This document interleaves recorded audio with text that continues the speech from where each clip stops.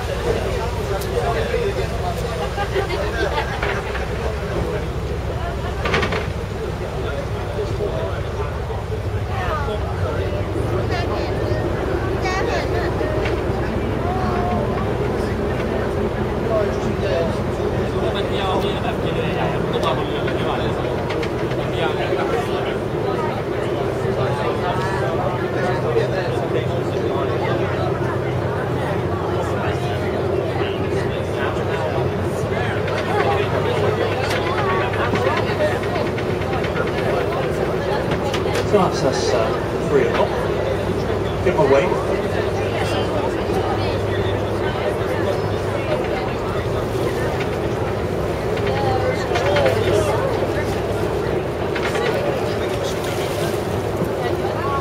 So up to our left-hand side, back to our left, the Avon continues just round the corner and then becomes the new cut, the artificial canal that takes the flow of the Avon.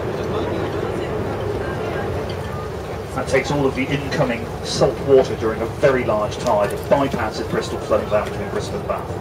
The city centre is always defended. It's an amazing system. It's worked flawlessly for 203 years. Most Bristolians don't even notice it taking place.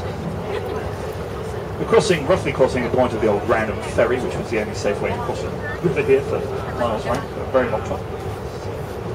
The ferryman would lay out planks so that you could walk across the mud to get to the ferry. And as the water disappeared, you'd walk across the planks, jump on the ferry, and take you across, up the planks on the other side. Ahead of us, beautiful view of the bridge, of course.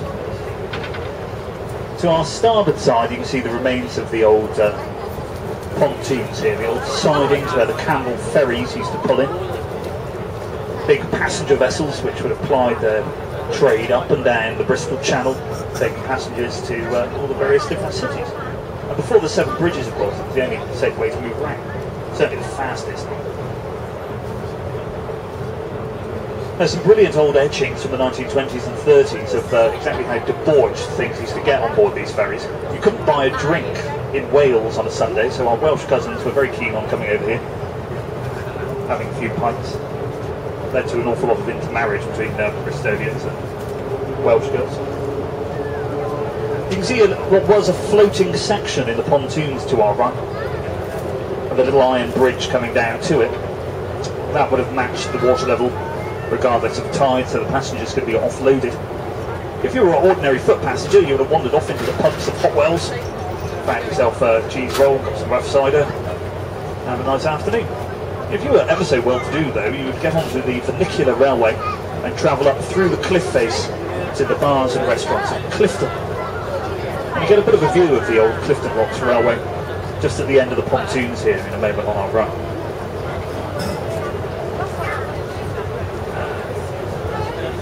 We're not going to come up that much further, so we won't get a much better view of it today. You can see where the cream arches are. Now the Hot Wells Spa, where the water would bubble up through the rock here, used to be on our right, immediately to our starboard side here. And there was a rocky outcrop which stuck out into the gorge. Built on top of it was the spa house. the spa was very, very popular. When the spa closed down, they dynamited the rock out of the way to make the navigation wider and much easier at this point. If you come down here in low water springs in the winter, you can still see the hot water bubbling out through the mud. I don't advise you drink it though, because it's 70 times more radioactive than British tap water. It's why it kept so well, exported around the world.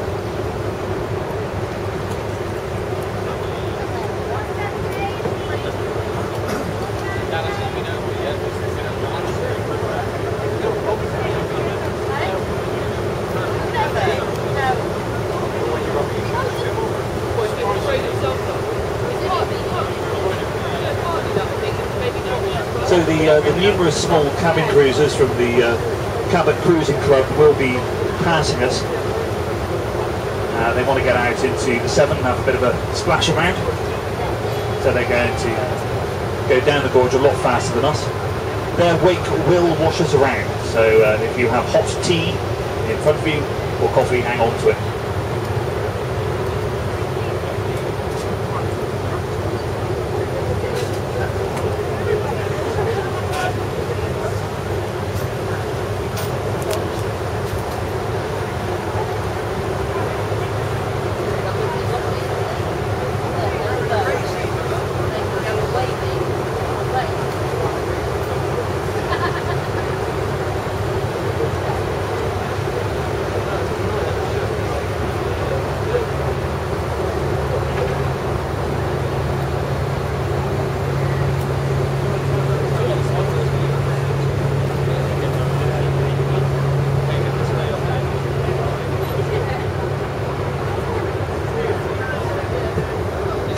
Up to our left-hand side, our port side here, we're passing the Nightingale Valley, which is a beautiful place for a walk.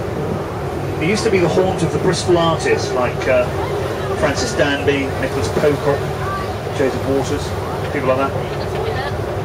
And they were all swanning around playing their guitars, doing their oil painting, smoking their opium.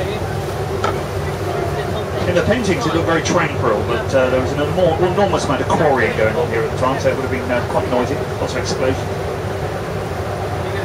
Over on our right-hand side, our starboard side, we get a view of what shut Bridge Valley Road for so many years. You can see the Avon Thrust fault line, tectonic fault within the cliff face to our right, kind of swirl within the rock.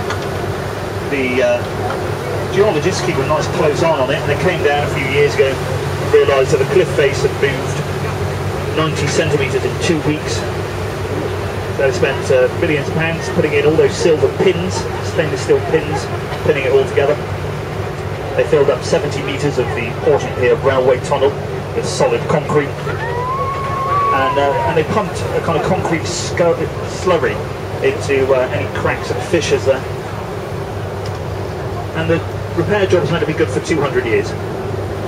Most important thing is that Clifton house prices haven't been affected.